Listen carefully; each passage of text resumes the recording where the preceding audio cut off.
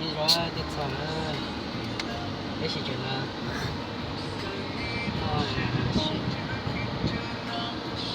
đủ sâm này à chết chết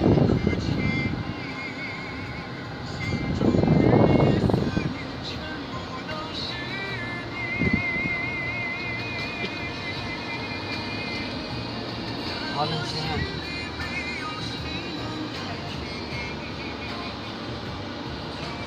tại họ sting nha cô mình cái chống chó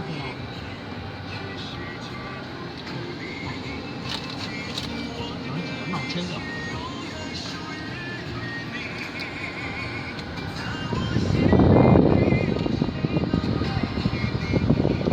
xí xanh đỡ rồi bạn ơi.